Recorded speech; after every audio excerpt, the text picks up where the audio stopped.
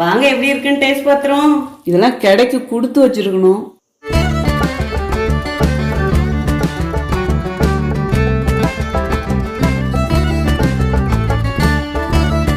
Hi friends, welcome to cook with Sangeetha. இன்னைக்கு நம்ம பார்க்க போகிறது சிறுதானிய உணவு. ஆமாங்க, உங்களில் நிறைய பேர் கேட்டீங்க, அக்கா மில்லட் ரெசிபி நிறைய செஞ்சு காமிங்கன்னு சொல்லிட்டு உங்களுக்காக தான் இன்னைக்கு கம்பு சோறும் தொட்டுக்கா முருங்கைக்கீரை குழம்பும் செஞ்சு காட்ட போகிறேன். அவ்வளோ சுவையாக இருக்கும். இதெல்லாம் ரொம்ப ட்ரெடிஷ்னல் ஃபுட்டு. ஸோ நம்ம தாத்தா பாட்டி காலத்தில் தான் நிறைய பேர் செஞ்சு சாப்பிட்ருப்பீங்க. இப்போலாம் யாரும் அவ்வளோ செய்யறதில்ல. அதுக்காகவே இன்னைக்கு ரொம்ப ரொம்ப ஸ்பெஷலாக இந்த கம்பு சோறும் முருங்கைக்கீரை குழம்பும் செஞ்சு காட்ட போகிறேன். அவ்வளோ சூப்பராக இருக்கும். ஸோ இந்த ஹெல்த்தியான ரெசிபியை ரொம்ப எளிமையான முறையில் சங்கீதா ஸ்டைலில் செஞ்சு காட்ட போகிறேன். நம்ம சேனலை யாரெல்லாம் இன்னும் சப்ஸ்கிரைப் பண்ணலையோ சப்ஸ்கிரைப் பண்ணுங்கள். ப்ளீஸ் கீழே இருக்கிற பெல் பட்டனில் மறக்காமல் ஆள் கொடுங்க. அப்போ தான் நான் போடுற வீடியோ உங்களுக்கு உடனே வரும். வாங்க இப்போ எப்படி செய்யறதுன்னு பார்க்கலாம். இப்போ நம்ம கம்பு சோறு செய்யறதுக்கு 1 கப் கம்பு எடுத்து 5 மணி நேரம் ஊற வச்சிருக்கேன். இப்போ இது நல்லா அலசி எடுத்துட்டு வடிகட்டி எடுத்துட்டு வந்துடுறேன். பாருங்க, அலசிட்டு இந்த மாதிரி வடிகட்டியில போட்டு எடுத்துட்டு வந்துட்டேன். இப்போ இது நல்லா ஈரமா இல்லாம இருக்கணும். 2 நிமிஷத்துக்கு இப்படியே வடிகட்டுறதுல வச்சிருங்க. 2 நிமிஷம் ஆயிடுச்சுங்க. தண்ணி நல்லா வடிஞ்சிடுச்சு. இப்போ இது மிக்சி ஜார்ல போட்டு கொரகொரப்பா அரைச்சி எடுத்துட்டு வந்துடுறேங்க. பாருங்க, இந்த மாதிரி கொஞ்சம் கொரகொரப்பா அரைச்சி எடுத்துக்கணும். பாருங்க, இந்த கப்ல தான் 1 கப் நான் கம்பு எடுத்தேன். இதே கப்ல 2 கப் தண்ணி ஊத்திக்கலாம்.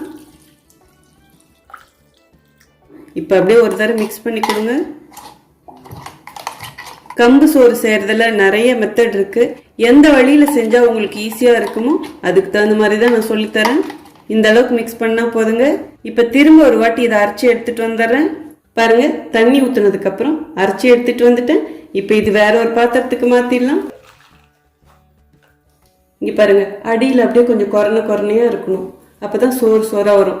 இப்போ இதுக்கு தேவையான அளவு உப்பு போட்டுக்கலாங்க. அவ்வளோதாங்க, நம்ம கம்பஞ்சோறுக்கு தேவையானதெல்லாம் ரெடி பண்ணிட்டோம். இப்போ இது ஸ்டவ் ஆன் பண்ணி வச்சிடலாங்க. ஸ்டவ் ஆன் பண்ணிட்டு மீடியம் ஹீட்டில் வச்சுக்கோங்க. இப்போ இது கிளறி கொடுத்துக்கிட்டே இருங்க, இல்லைன்னா அடி பிடிக்கும். பாருங்க, கொஞ்சம் கொஞ்சமாக அப்படியே பிடிக்க ஆரம்பிக்குது. அப்படிதான் பிடிக்கும், பயப்பட வேண்டாம். கிளறி கொடுத்துக்கிட்டே இருங்க. அடுப்பனால இப்போ ஃபுல்லாக கம்மி பண்ணிடுங்க.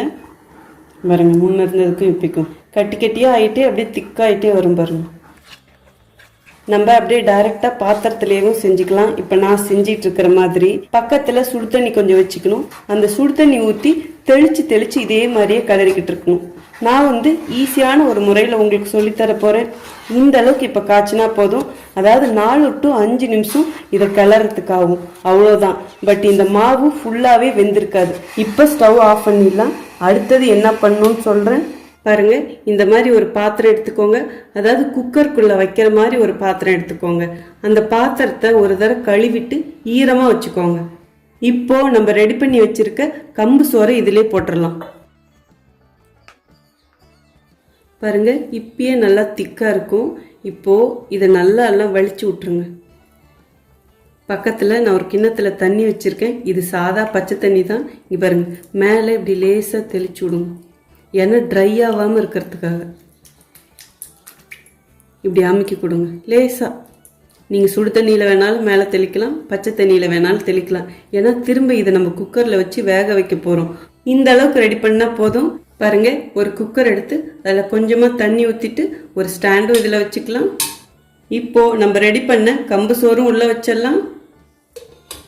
ஏன் நான் குக்கரில் வைக்கிறேன்னா, இந்த மாதிரி செய்யும் போதும் இது நல்லா வெந்திருக்கும். யார் வேணாலும் செய்யலாம், மெயினாக அடி பிடிக்காது.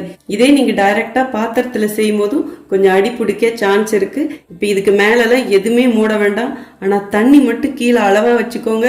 ரொம்ப அதிகமாக வச்சிங்கன்னா அந்த தண்ணி பொங்கிட்டு இது மேலே ஊற்றும். இப்போ இது ஸ்டவ் ஆன் பண்ணி வச்சிடலாங்க. விசிலும் போட்டாச்சுங்க. அடுப்பணல இப்போ மீடியமாக வச்சுக்கோங்க. இது 3 விசில் வரட்டுங்க. 3 விசில் வந்துடுச்சுங்க. இப்போ ஸ்டவ் ஆஃப் பண்ணிடலாம். இப்போ கம்மஞ்சோறு ஆவி போயிடுச்சுங்க. ஓப்பன் பண்ணி பார்க்கலாம். இப்போ இது மேலே அப்படியே லேசாக தண்ணி தெளிச்சுக்கோங்க, அப்போதான் காயாமல் இருக்கும். குக்கர்ல இருந்து இப்போ வெளியே எடுத்துடலாங்க கம்மஞ்சோரை. அவ்வளோதாங்க, கம்மஞ்சோறு ரெடி. இனி எப்படி நமக்கு வேணுமோ அதுக்கு தகுந்த மாதிரி உருண்டை பிடிச்சிக்க வேண்டியதுதான். நான் ஒரு கரண்டி எடுத்துட்டேன். இதை தண்ணியில் நினச்சிக்கோங்க ஒரு வாட்டி. இப்போ இந்த கரண்டியிலே மொண்டு காமிக்கிறேங்க.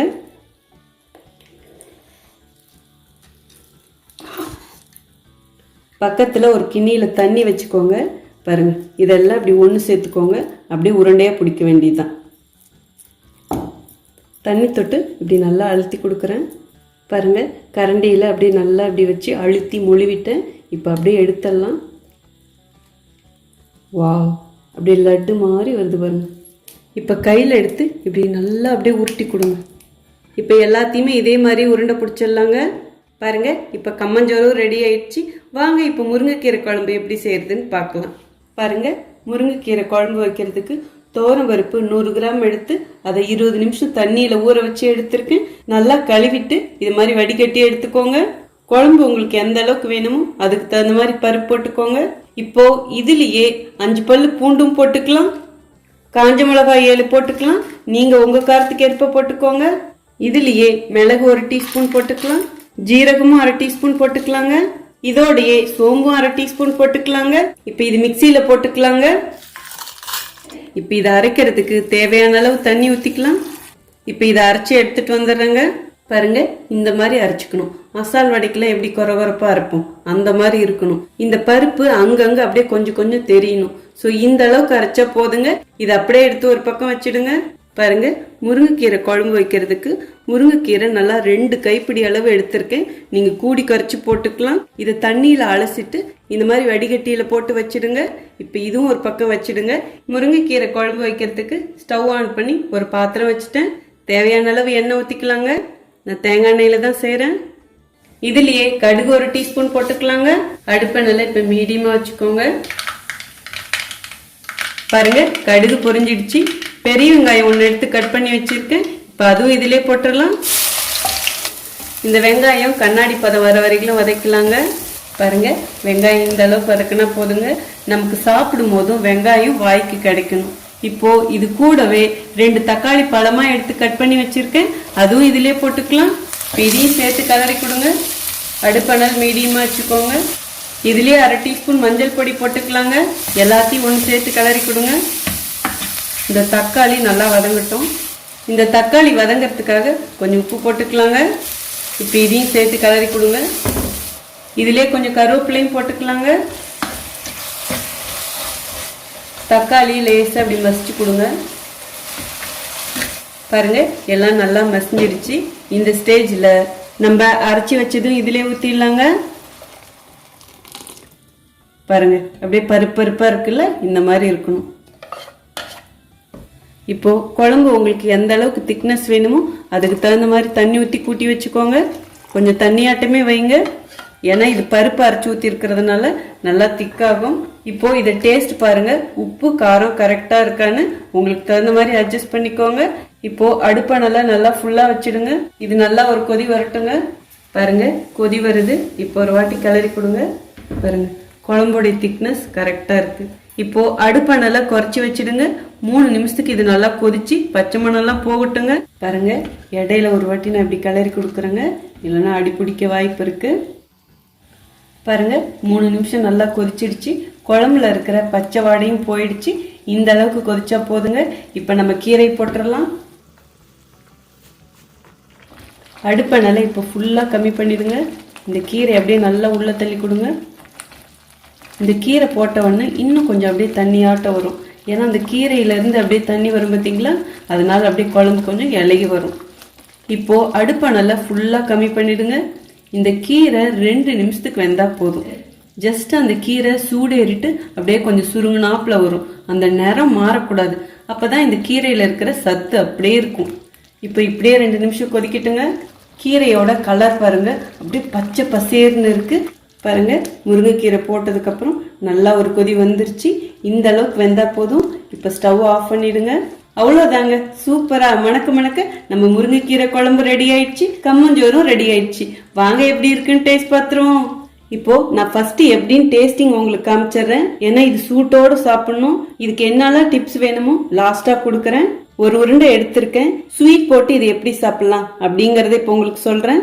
மேல கொஞ்சம் வெல்லமோ இல்ல நாட்டு சக்கரை இல்ல பனை வெல்லம் அந்த மாதிரி தூள் பண்ணி போட்டுக்கோங்க. இப்போ இது மேல அப்படியே நெய் சொட்ட சொட்ட ஊத்துங்க. இப்போ அப்படியே சூட்டோட எடுத்து நல்லா இதை ஒன்றா சேர்த்து அப்படியே சாப்பிடுங்க. ஆஹா, அமிர்தங்க. நிஜமாக சொல்கிறோம், அவ்வளோ ஹெல்த்தி. பட் டேஸ்ட் இதை அடிச்சுக்க ஆளே கிடையாது, அப்படி இருக்கும். Oh my God, சொர்க்கங்க. ஓப்பா, இதெல்லாம் கிடைக்க கொடுத்து வச்சிருக்கணும். கண்டிப்பாக ட்ரை பண்ணுங்க. எப்படி இருக்கு பாருங்க, உங்களுக்கு பார்க்கும் போதே சாப்பிடணும்னு தோணல. சாப்பிட்டு பார்த்துருவோம்.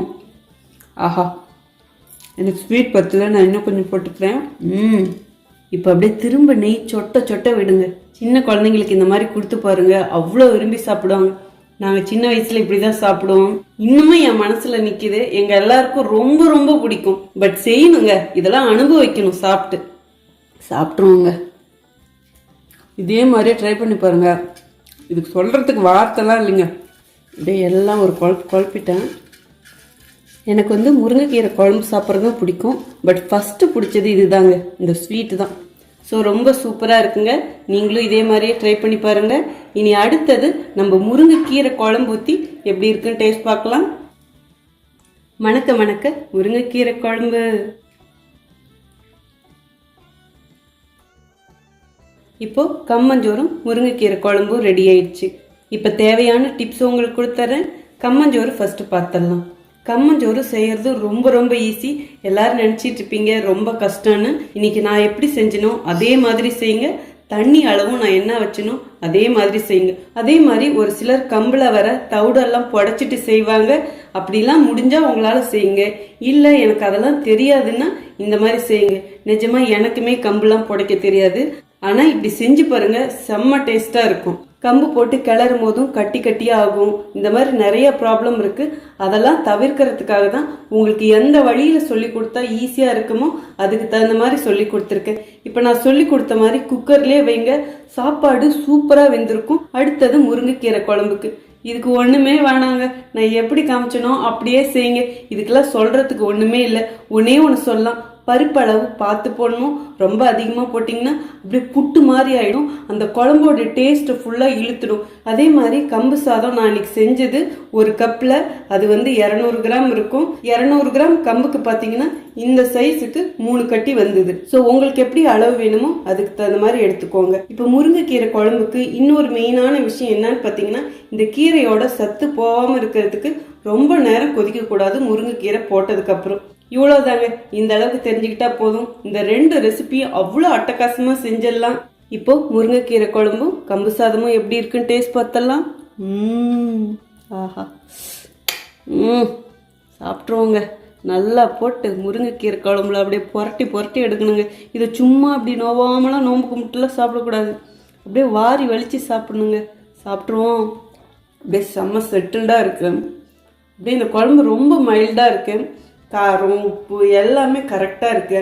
இந்த குழம்பு நீங்கள் சும்மாவே சாப்பிடலாம். அப்படியே இந்த சூப் சாப்பிட்டா எப்படி ஒரு டேஸ்ட் வரும் அந்த மாதிரி இருக்கு. கண்டிப்பாக குக் வித் சங்கீதா சேனலில் யாரெல்லாம் சப்ஸ்கிரைபராக இருக்கீங்களோ வியூவர்ஸாக இருக்கிறீங்களோ மஸ்ட் ட்ரை பண்ணுங்க. ரொம்ப ரொம்ப ஹெல்த்தியானது. யாரெல்லாம் டயட் பண்ணணும்னு நினைக்கிறீங்களோ அவங்களும் இதை சாப்பிடலாம். டயபெட்டிஸ் இருக்கிறவங்களும் சாப்பிடலாம். இப்படி இதோட பெனிஃபிட்டை சொல்லிக்கிட்டே போகலாங்க. இவ்வளோ சுவையாக இருக்கிற ஹெல்த்தியான இந்த ரெசிபியை கண்டிப்பாக நீங்களும் செஞ்சு பார்த்துட்டு எப்படி இருக்குன்னு சொல்லிட்டு கமெண்ட் பாக்ஸில் சொல்லுங்கள். உங்களுக்கு இந்த ரெசிபி பிடிச்சதுன்னா ப்ளீஸ் மறக்காமல் ஃபஸ்ட்டு ஒரு லைக் கொடுத்துருங்க. ரொம்ப ரொம்ப பிடிச்சதுன்னா, அதாவது இந்த சங்கீதா பிள்ளை சூப்பராக செஞ்சு காமிக்கிறாடா, இவ சொல்கிற அளவுகள்லாம் அவ்வளோ கரெக்டாக இருக்கே, நம்ம செஞ்சு பார்த்தாலும் அதே மாதிரியே வருது, இப்படிலாம் நீங்கள் நினச்சிருக்கீங்களா? இந்த மாதிரி நினச்சா மட்டும் உங்கள் ஃப்ரெண்ட்ஸ் அண்ட் ஃபேமிலிக்கு ஷேர் பண்ணுங்கள். நீங்கள் இதுவரைக்கும் எனக்கு கொடுத்துட்ருக்க ஆதரவுக்கு ரொம்ப ரொம்ப நன்றி. உங்களுக்கு என்ன ரெசிபி வேணுமோ அதுவும் கமெண்ட் பாக்ஸில் சொல்லுங்கள். இதே மாதிரி அடுத்த ஒரு ஸ்பெஷல் வீடியோவில் உங்களை சந்திக்கிறேன். Until then, see you. Bye bye. Love you all.